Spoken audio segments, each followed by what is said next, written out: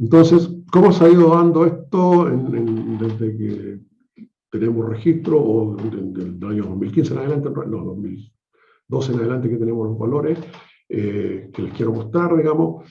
Tenemos un periodo de 2 años, entre el 2013 y mediados del 2014, que fue un tiempo de bonanza, pero dentro de un periodo de inestabilidad, como vamos a ver más adelante, que el precio promedio del año llegó a los $49 por 100 kilos de leche corregida, pero las fluctuaciones que se dieron en todo este periodo fueron superiores al 60%.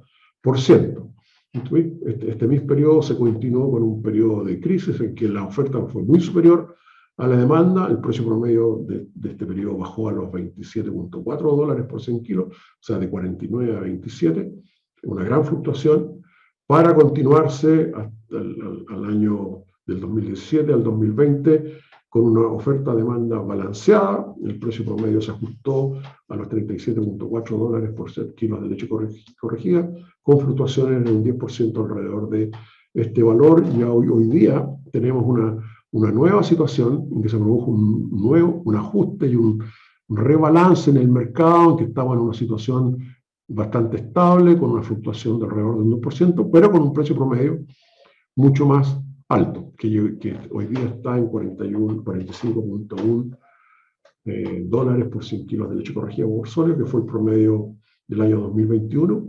Y la verdad es que en el 2020 se está generando una situación de cambio de tendencia que lo vamos a comentar un poquito más adelante, pero puede indicar que el periodo de tranquilidad que hemos tenido estos últimos casi 5 años puede alterarse en términos de volatilidad y movilidad del precio de la leche. Entonces ahora, ¿cómo ha sido el 2021? Para entenderlo, y va a ser como el punto de referencia sobre el cual uno hace la proyección y tratar de ver cómo va a venir el precio internacional y qué podría pasar con el precio nacional a futuro. Tenemos que, como ya habíamos visto, la oferta fue de un 2,9, que estuvo por debajo de la demanda, que fue de un 3,2. Este desbalance hizo que el precio de la leche subiera un 23.6%. El precio nacional vimos que subió un 20% en este mismo periodo. O sea, vamos muy de la mano nosotros del precio internacional. El precio de la leche equivale a 45.1 dólares. Nosotros estamos alrededor de los 40, medio de la misma manera. Cuando digo nosotros me refiero al precio promedio chileno en dólares. Entonces, ¿qué es lo que vemos en términos de la oferta? Que la oferta tuvo una baja importante. Bueno, en términos relativos es poca, pero en volumen de leche es suficiente para generar alteraciones en el precio de la leche. De 3 pasamos a 2,9, y el año 2020 habíamos tenido un alza en la oferta de 2,3 a 3, digamos. O sea, que aquí se está produciendo un nuevo equilibrio. El alza de la demanda fue importante, de 2,4 a 2,3, que en los años anteriores pasó a un 3,2, y eso se reflejó, ¿no es cierto?, en el precio de la leche, que pasó de alrededor de 37 dólares por 100 kilos de leche corregida a 41.1 en el año 2021. Esto puede ser bueno, puede ser malo, cada uno lo puede interpretar como quiera, de acuerdo a la información que les voy a ir mostrando a continuación. Entonces, aquí vemos, pues vamos a hablar, digamos, de cómo se transmite el precio internacional al mercado nacional. Eso es algo que se ha podido determinar ya en los años de estudio y análisis que se llevan por parte del IFCN, que partieron en el año 2006 en este ámbito, en que nosotros vemos acá el indicador de precio del IFCN. Ya vamos a hablar de qué es lo que es. Esto está expresado todo en dólares por 100 kilos de leche corregida. Entonces, lo principal que se ha visto es que el precio del productor sigue el precio de los principales exportadores. Esta línea azul que ustedes ven aquí representa el precio promedio mundial pagado a productor. ¿Se fijan? Va relativamente cercano y se mueve relativamente cercano al indicador del precio mundial IFCN de lácteos.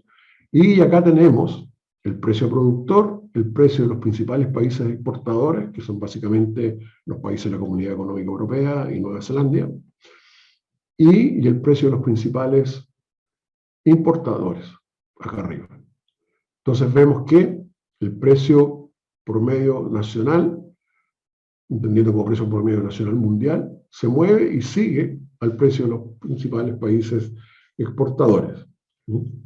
Ahora, ¿cómo este precio afecta a los mercados internos? En todos los países del mundo siguen esta tendencia, unos más, otros menos, más lejos o más cerca, pero todos se ha visto que la siguen. Por eso es tan importante tenerla en mente. Entonces, si nosotros vemos cómo se forma, esto puede partir de cualquier lado, pero básicamente lo que nosotros tenemos es que vamos a partir de que cambia el precio mundial, estamos hablando de cómo se transmite el precio internacional al mercado nacional, cambia el precio mundial, ¿no es cierto? Se genera un cambio en los precios nacionales, cambia el negocio lechero y los productores se ajustan. Entonces, ¿qué pasa? Cambia el precio mundial, hay un periodo, no es instantáneo, hay un periodo que puede ir de 2 a 7 meses, eso es lo que ha demorado en la historia, en que ese precio mundial se transmite a los precios nacionales. Después, ese precio nacional que llega a esa transmisión, llega vía supermercados o productos importados, básicamente, se transmite al precio nacional al productor, que ahí pueden pasar, no sé, 1, 3, 4 meses de nuevo, y esa situación hace que cambie el negocio lechero, cambie la economía de los países, del productor, digamos, porque baja el precio de la leche o sube el precio de la leche, se le encarecen los productos o se le abaratan los productos, por lo tanto cambia la economía del negocio lechero, que genera cambio en la oferta por cambio en la producción de los predios. Por lo tanto, eso los productores ajustan su nivel productivo, lo que genera cambios en la oferta de leche, que pueden ser hacia arriba o hacia abajo, dependiendo del sentido que traiga este cambio, sea positivo o negativo, lo cual afecta al precio mundial y se mantiene este ciclo dando vuelta. Entonces, otra cosa que hay que tener en mente cuando uno ve la situación del mercado internacional es qué pasa con los actores relevantes. Los actores relevantes son los exportadores top, ustedes ven ahí los 10 exportadores top, y los importadores top, que están a la derecha, acá, ustedes ven, estos son los importadores. Los exportadores top son básicamente países europeos, Holanda, Irlanda, Alemania, Francia, Dinamarca, Polonia, Argentina, Estados Unidos de aquí de América, y Nueva Zelanda, que es el gran referente. Y los países importadores, China, algunos países europeos deficitarios, pero China, Rusia, México, Japón, Filipinas, Indonesia, Corea, países mayoritariamente de sudeste asiático, sur de Asia. Por lo tanto, lo que yo les decía, Nueva Zelanda y la Comunidad Económica Europea aportan alrededor del 70% de la leche del mercado mundial y las principales regiones importadoras demandan el 62% de la leche del mercado mundial. Entonces, lo que pase en estos referentes hay que tenerlo siempre como un indicador de que hacia dónde puede ir el precio internacional de la leche, que como ya vimos nos afecta en nuestro mercado nacional. O sea, una restricción económica, por ejemplo, en la Comunidad Económica Europea o una sequía en Nueva Zelanda va a causar variaciones en la leche que llega al mercado internacional y por lo tanto va a causar una variación importante en el precio dependiendo del volumen que se vea afectado. Lo mismo, si la economía de China se resiente, baja sus importaciones, por lo tanto, menos leche que se demanda, sobra leche en el mercado importador y el precio puede tender a la baja, o países productores de petróleo, como, bueno, Rusia está en guerra ahora, pero países productores de petróleo, México, cuando cae el precio del petróleo, también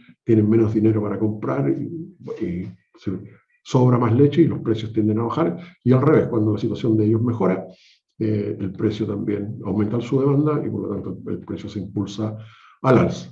Entonces, aquí tenemos el indicador cómo se mueve, cómo se mueve. Este es el último año, estos puntitos de acá representan una proyección del precio internacional o del indicador de precio internacional del lácteos, cómo se ha movido del 2006 a la fecha.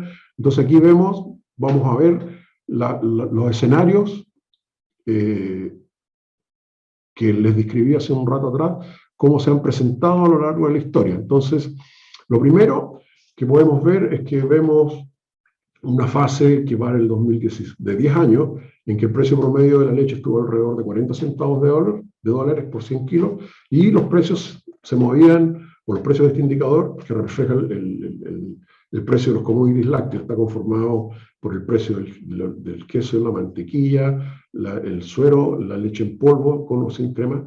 Entonces todo eso representa el valor que podría tener la leche a nivel internacional. Entonces tenemos una primera fase muy larga en que el precio promedio estuvo moviéndose alrededor de los 40 dólares por 100 kilos. Después de la apertura o la abolición de las cuotas en Europa, El precio promedio bajó a poco más de $35 por 100 kilos y a consecuencias del COVID y de las medidas que se implementaron básicamente para proteger la economía y el estímulo de los países, se produjo un nuevo equilibrio, ¿no es cierto?, en que hoy día el precio promedio está alrededor de los $45 por 100 kilos de leche equivalente, y el año 2021 hemos tenido, perdón, 2022 hemos tenido un aumento histórico, ¿sí?, el más largo en la historia. Llegamos a poco más de, a casi $60, o poco más de $60 por los 100 kilos de leche, pero se espera que vaya ajustándose a la baja. Entonces, ¿qué es lo que tenemos? Acuérdense de los escenarios. Aquí tenemos un primer escenario, montaña rusa, que partió del 2007, terminó en el 2010, ¿no es cierto? Después viene un escenario muy estable que duró un año, del 2010 a comienzo o mediados del 2011. Después tenemos una onda dinámica que duró 2 años, ¿no es cierto? Después tuvimos otro escenario de montaña rusa, que fue bastante largo, llegó hasta comienzo del 2017, sí, 2017, y después hemos tenido un escenario zigzag bastante estable por 4 años, y ahora tenemos, este año, el año pasado fue otro escenario zigzag, pero con un precio promedio más alto, y estamos en la incerteza de ver qué va a pasar con la evolución del precio internacional en términos del balance oferta-demanda, si vamos a caer en una próxima montaña rusa o más bien nos vamos a mover en un escenario de onda dinámica. No se sabe. En este momento no, lo más probable parece ser una onda dinámica, pero todavía hay que esperar un poco para tener claridad hacia dónde se va a mover el precio de la leche. Ahora aquí vamos a ver cómo se transmite el precio de la leche internacional, el precio nacional. Aquí esto está en pesos chilenos, el mismo indicador del IFCN, pero traducido a pesos. Acá abajo tenemos cómo se relaciona con el precio nacional. Esto es el precio promedio nacional ODEPA. Lo que yo les decía, nosotros vemos que el precio nacional sigue el precio internacional. Sí hay una desconexión en tiempo. Si el precio internacional empieza a subir, el precio nacional sube, pero pueden pasar 3-4 meses. Y también en magnitud, ¿sí? Nunca llegamos a los valores máximos históricos, ¿sí? Aquí, magnitud, tiempo. Acá estamos iguales, pero es porque el precio va a la baja. Pero lo bueno es que no llegamos en magnitud cuando el precio sube, pero tampoco lo seguimos en magnitud cuando el precio cae. ¿Se fijan? Acá el precio subió, el precio interno subió, pero no llegó a los niveles. Aquí nos vamos moviendo alrededor de ello. Estas diferencias se producen básicamente por situaciones del mercado interno. El precio internacional cayó cuando aquí falta leche más que de costumbre, que es en invierno, por lo tanto el precio nacional no cayó tanto, también ayuda el valor del dólar. Y después vemos que empezó la tendencia, el indicador de precio medido en pesos, y el precio nacional lo ha seguido a la par. O sea, hay una conexión importante entre el precio internacional y el precio del mercado nacional. Entonces, esa conexión se ve aquí en términos de magnitud, cuánto es. Vemos que cuando más nos alejamos, estamos, por ejemplo, cuando el precio sube, nosotros nos movemos alrededor de un 30%. Acá estamos cerca del 30%, fue un poco menos, entre el 20 y un 30% del máximo precio. Pero por otro lado, cuando el precio cae, la situación interna de nuestro mercado ayuda a sostener el precio nacional y el precio no cae, y ahí en ese caso nos alejamos hasta un 50% del precio o del indicador de precio internacional. Bueno, así es como se transmite el precio. Ahora ya vamos terminando. Algunos comentarios, como les decía, de información recogida en las distintas conferencias que me ha parecido interesante compartir con ustedes. Aquí tenemos, hace 2 años atrás, trabajamos en el IFCN acerca del tema de la resiliencia de las empresas lecheras, que básicamente se refiere a la capacidad, en este caso orientada al productor primario, ¿no es cierto?, de qué tan rápido puede responder a los cambios y mantener sus resultados constantes a través de los años, o sea, mantenerse en el negocio. Entonces, aquí aparecen esta señora Nicola Chadbourne, es de la Universidad de Massey, fue una persona muy respetada en el ambiente lechero, formó parte del directorio de Fonterra y participa en temas de gestión en su país, en lo cual el 25% nos dijo que el 25% de los productores neozelandeses y se mantiene en ese nivel alto, con cuáles son las claves que lo mantienen en esos niveles altos, está por un lado la eficiencia técnica y el control de los gastos no alimentación. O sea, la alimentación como gasto variable es lo más importante, pero hay que tratar de mantener los otros costos de manera que lo que uno pueda manejar y si necesita es poder manejar bien y controlar la alimentación de las vacas, por lo cual hay que tener habilidad gerentaria, ¿no es cierto?, y flexibilidad táctica para irse adaptando, buena capacidad de manejar los recursos que tiene en términos de financiero y en cómo los va a invertir, y tener claro en qué sistema de producción y a qué escala tiene que trabajar que sea para que todo esto sea coherente. ¿Se acuerdan que en el primer módulo nosotros vimos muy rápidamente los sistemas productivos chilenos y que cada uno de ellos tenía sus propias características? A eso se refiere en que cada sistema tiene su libro y es el que hay que aplicar. Y lo otro importante, este es un señor que asesor de predios lecheros en Nueva Zelanda también, nos dice que las lecherías resilientes son rentables siempre porque dentro de su sistema de producción manejan un bajo costo de producción y son capaces de generar y guardar fondos en los tiempos buenos para cubrir las necesidades en los años de escasez. Este otro señor me impactó su historia de vida, es don Jürgen Hemme, es de una familia de lecheros. Él nos dijo que la tierra y las vacas se moverán siempre hacia el mejor productor, o sea, los que manejan bien su negocio tienen posibilidades de crecer y lo hacen a costa de otros, digamos. ¿Y por qué me llamó la atención de él? Porque él viene de una familia de lecheros, esto se lo tomé a un expositor argentino, mi amigo Hugo Quattrocchi, que partió en 1906 ordeñando vacas. En el año 1950, después de la guerra, con 12 vacas, llegaron a tener 200, 340 vacas en el 2015 y hoy día, en el 2021, estaban ordeñando sobre 430 vacas y habían dado origen a una planta procesadora familiar. Y esto fue de la conferencia de este año, en que este señor era el representante de Oltec, y estuvimos analizando algunos temas con él, y nos dijo que hoy día el agricultor lechero debe replantearse, no solo como productor de alimentos, que es lo que nosotros estamos acostumbrados a decir y ver, sino también como administradores ambientales. De ahí es donde viene la presión hoy.